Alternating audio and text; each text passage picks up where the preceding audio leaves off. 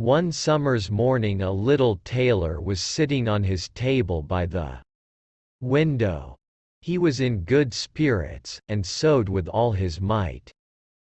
Then came a peasant woman down the street crying, "Good jams, cheap! Good jams, cheap!" This rang pleasantly in the tailor's ears. He stretched his delicate head out of the window, and called, "Come up here, dear woman. Here you will get rid of your goods." The woman came up the 3 steps to the tailor with her heavy basket, and he made her unpack all the pots for him. He inspected each one, lifted it up, put his nose to it, and at length said, "The jam seems to me to be good. So weigh me out 4 ounces, dear woman, and if it is a quarter of a pound, that is of no consequence." The woman, who had hoped to find a good sale, gave him what he desired, but went away quite angry and grumbling. "Now, this jam shall be blessed by God," cried the little tailor, "and give me health and strength." So he brought the bread out of the cupboard, cut himself a piece right across the loaf and spread the jam over it. "This won't taste bitter," said he, "but I will just finish the jacket before I take a bite." He laid the bread near him, sewed on, and in his joy, made bigger and bigger stitches. In the meantime the smell of the sweet jam rose to where the flies were sitting in great numbers, and they were attracted and descended on it in "Hi! Who invited you?" said the little tailor, and drove the unbidden guests away. The flies, however, who understood no German, would not be turned away, but came back again in ever-increasing companies. The little tailor at last lost all patience, and drew a piece of cloth from the hole under his work-table, and, saying, "Wait, and I will give it to you," struck it mercilessly on them. When he drew it away and counted, there lay before him no fewer than 7, dead, and with legs stretched out. "Are you a fellow of that sort?" said he, and could not help admiring his own bravery. "The whole town shall know of this." And the little tailor hastened to cut himself a girdle, stitched it, and embroidered on it in large letters, 7 at one stroke. "What, the town?" he continued, "the whole world shall hear of it." And his heart wagged with joy like a lamb's tail. The tailor put on the girdle, and resolved to go forth into the world, because he thought his workshop was too small for his valor. Before he went away, he sought about in the house to see if there was anything which he could take with him. However, he found nothing but an old cheese, and that he put in his pocket. In front of the door he observed a bird which had caught itself in the thicket. It had to go into his pocket with the cheese. Now he took to the road boldly, and as he was light and nimble, he felt no fatigue. The road led him up a mountain, and when he had reached the highest point of it, there sat a powerful giant looking peacefully about him. The little tailor went bravely up, spoke to him, and said, "Good day, comrade. So you are sitting there, overlooking the wide-spread world. I am just on my way thither, and want to try my luck. Have you any inclination to go with me?" The giant looked contemptuously at the tailor, and said, "You ragamuffin, you miserable creature." "Oh, indeed," answered the little tailor, and unbuttoned his coat, and showed the giant the girdle. There may you read what kind of a man I am." The giant read 7 at one stroke, and thought that they had been men whom the tailor had killed, and began to feel a little respect for the tiny fellow. Nevertheless, he wished to try him first, and took a stone in his hand and squeezed it together so that water dropped out of it. "Do that likewise," said the giant, "if you have strength." "Is that all?" said the tailor. "That is child's play with us," and put his hand into his pocket, brought out the soft cheese, and pressed it until the liquid ran out of it. "Faith," said he, "that was a little better, wasn't it?" The giant did not know what to say, and could not believe it of the little man. Then the giant picked up a stone and threw it so high that the eye could scarcely follow it. "Now, little mite of a man, do that likewise." "Well thrown," said the tailor, "but after all the stone came down to earth again. I will throw you one which shall never come back at all." And he put his hand into his pocket, took out the bird, and threw it into the air.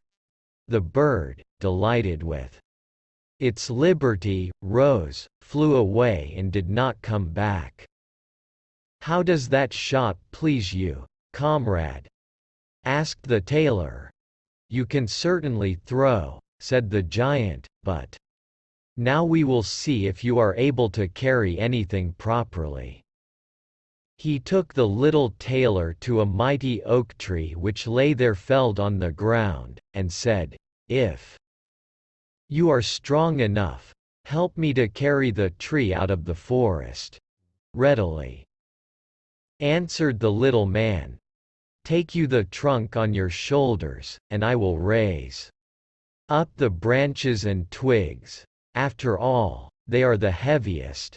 The giant took the trunk on his shoulder, but the tailor seated himself on a branch, and the giant, who could not look round, had to carry away the whole tree, and the little tailor into the bargain. He behind, was quite merry and happy, and whistled the song. 3 tailors rode forth from the gate, as if carrying the tree were child's play. The giant, after he had dragged the heavy burden part of the way, could go no further, and cried, "Hark you! I shall have to let the tree fall." The tailor sprang nimbly down, seized the tree with both arms as if he had been carrying it, and said to the giant, "You are such a great fellow, and yet cannot even carry the tree." They went on together, and as they passed a cherry tree, the giant laid hold of the top of the tree where the ripest fruit was hanging, bent it down, gave it into the tailor's hand, and bade him eat. But the little tailor was much too weak to hold the tree, and when the giant let it go, it sprang back again, and the tailor was tossed into the air with it. When he had fallen down again without injury, the giant said, "What is this? Have you not strength enough to hold the weak twig?" "There is no lack of strength," answered the little tailor. "Do you think that could be anything to a man who has struck down 7 at one blow? I leapt over the tree because the huntsmen are shooting down there in the thicket. Jump as I did, if you can do it." The giant made the attempt, but he could not get over the tree, and remained hanging in the branches, so that in this also the tailor kept the upper hand.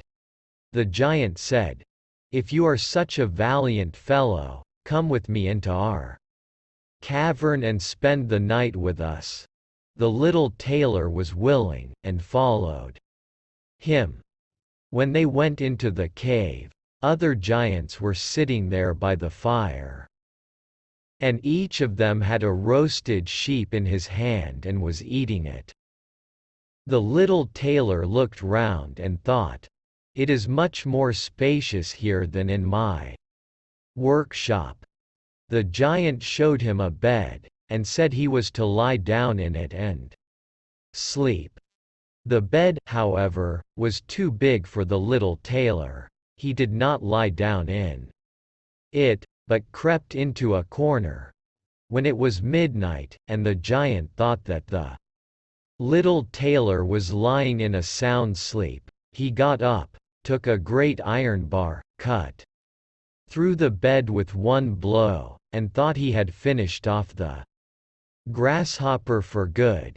With the earliest dawn the giants went into the forest, and had quite forgotten the little tailor, when all at once he walked up to them, quite merrily and boldly. The giants were terrified, they were afraid that he would strike them all dead, and ran away in a great hurry. The little tailor went onwards, always following his own pointed nose. After he had walked for a long time, he came to the courtyard of a royal palace, and as he felt weary, he lay down on the grass and fell asleep. Whilst he lay there, the people came and inspected him on all sides, and read on his girdle, 7 at one stroke. "Ah," said they, "what does the great warrior want here in the midst of peace? He must be a mighty lord." They went and announced him to the king, and gave it as their opinion that if war should break out, this would be a weighty and useful man who ought on no account to be allowed to depart. The counsel pleased the king, and he sent one of his courtiers to the little tailor to offer him military service when he awoke. The ambassador remained standing by the sleeper, waited until he stretched his limbs and opened his eyes, and then conveyed to him this proposal. "For this very reason have I come here," the tailor replied. "I am ready to enter the king's service." He was therefore honorably received, and a special dwelling was assigned him. The soldiers, however, were set against the little tailor, and wished him 1,000 miles away. "What is to be the end of this?" they said among themselves. "If we quarrel with him, and he strikes about him, 7 of us will fall at every blow. Not one of us can stand against him." They came therefore to a decision, betook themselves in a body to the king, and begged for their dismissal. "We are not prepared," said they, "to stay with a man who kills 7 at one stroke." The king was sorry that for the sake of one he should lose all his faithful servants, wished that he had never set eyes on the tailor, and would willingly have been rid of him again, but he did not venture to give him his dismissal, for he dreaded lest he should strike him and all his people dead, and place himself on the royal throne. He thought about it for a long time, and at last found good counsel. He sent to the little tailor and caused him to be informed that as he was a great warrior, he had one request to make to him. In a forest of his country lived 2 giants, who caused great mischief with their robbing, murdering, ravaging, and burning, and no one could approach them without putting himself in danger of death, if the tailor conquered and killed these 2 giants, he would give him his only daughter to wife, and half of his kingdom as a dowry. Likewise 100 horsemen should go with him to assist him. "That would indeed be a fine thing for a man like me," thought the little tailor. One is not offered a beautiful princess and half a kingdom every day of one's life. Oh, yes, he replied, I will soon subdue the giants, and do not require the help of the 100 horsemen to do it. He who can hit 7 with one blow has no need to be afraid of 2. The little tailor went forth, and the 100 horsemen followed him.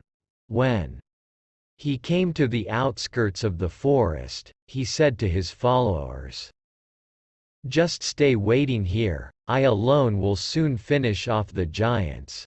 Then he bounded into the forest and looked about right and left. After a while he perceived both giants. They lay sleeping under a tree, and snored so that the branches waved up and down. The little tailor, not idle, gathered 2 pockets full of stones, and with these climbed up the tree. When he was halfway up, he slipped down by a branch, until he sat just above the sleepers, and then let one stone after another fall on the breast of one of the giants. For a long time the giant felt nothing. But at last he awoke, pushed his comrade, and said, Why are you knocking me? You must be dreaming, said the other. I am not knocking you. They laid themselves down to sleep again, and then the tailor threw a stone down on the second. What is the meaning of this? Cried the other. Why are you pelting me? I am not pelting you, answered the first, growling. They disputed about it for a time, but as they were weary they let the matter rest, and their eyes closed once more. The little tailor began his game again, picked out the biggest stone, and threw it with all his might on the breast of the first giant. That is too bad, cried he, and sprang up like a madman, and pushed his companion against the tree until it shook. The other paid him back in the same coin, and they got into such a rage that they tore up trees and belabored each other so long, that at last they both fell down dead on the ground at the same time. Then the little tailor leapt down. It is a lucky thing, said he, that they did not tear up the tree on which I was sitting, or I should have had to sprint on to another like a squirrel, but we tailors are nimble. He drew out his sword and gave each of them a couple of thrusts in the breast, and then went out to the horsemen and said, The work is done. I have finished both of them off. But it was hard work. They tore up trees in their sore need, and defended themselves with them, but all that is to no purpose when a man like myself comes. Who can kill 7 at one blow? But are you not wounded? Asked the horseman. You need not concern yourself about that, answered the tailor. They have not bent one hair of mine. The horseman would not believe him, and rode into the forest. There they found the giants swimming in their blood, and all round about lay the torn up trees. The little tailor demanded of the king the promised reward. He, however, repented of his promise, and again bethought himself how he could get rid of the hero. Before you receive my daughter and the half of my kingdom, said he to him, you must perform one more heroic deed. In the forest roams a unicorn which does great harm, and you must catch it first. I fear one unicorn still less than 2 giants. 7 at one blow is my kind of affair. He took a rope and an axe with him, went forth into the forest, and again bade those who were sent with him to wait outside. He had not long to seek. The unicorn soon came towards him, and rushed directly on the tailor, as if it would gore him with its horn without more ado. "Softly, softly, it can't be done as quickly as that," said he, and stood still and waited until the animal was quite close, and then sprang nimbly behind the tree. The unicorn ran against the tree with all its strength, and stuck its horn so fast in the trunk that it had not the strength enough to draw it out again, and thus it was caught. "Now, I have got the bird," said the tailor, and came out from behind the tree and put the rope round its neck, and then with his axe he hewed the horn out of the tree, and when all was ready he led the beast away and took it to the king. The king still would not give him the promised reward, and made a third demand. Before the wedding the tailor was to catch him a wild boar that made great havoc in the forest, and the huntsmen should give him their help. "Willingly," said the tailor, "that is child's play." He did not take the huntsmen with him into the forest, and they were well pleased that he did not. For the wild boar had several times received them in such a manner that they had no inclination to lie in wait for him. When the boar perceived the tailor, it ran on him with foaming mouth and whetted tusks, and was about to throw him to the ground. But the hero fled and sprang into a chapel which was near and up to the window at once, and in one bound out again.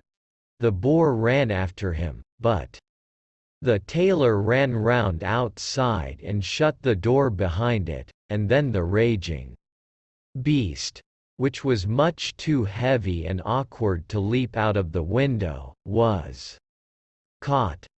The little tailor called the huntsmen thither that they might see the prisoner with their own eyes. The hero, however, went to the king, who was now, whether he liked it or not, obliged to keep his promise, and gave his daughter and the half of his kingdom. Had he known that it was no warlike hero, but a little tailor who was standing before him, it would have gone to his heart still more than it did.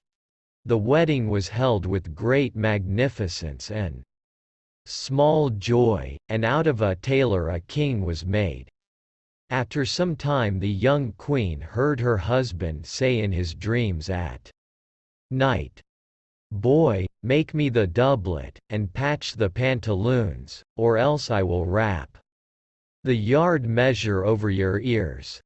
Then she discovered in what state of life the young lord had been born, and next morning complained of her wrongs to her father, and begged him to help her to get rid of her husband, who was nothing else but a tailor. The king comforted her and said, "Leave your bedroom door open this night, and my servants shall stand outside, and when he has fallen asleep shall go in, bind him, and take him on board a ship which shall carry him into the wide world." The woman was satisfied with this, but the king's armor-bearer, who had heard all, was friendly with the young lord, and informed him of the whole plot. "I'll put a screw into that business," said the little tailor. At night he went to bed with his wife at the usual time, and when she thought that he had fallen asleep, she got up, opened the door, and then lay down again.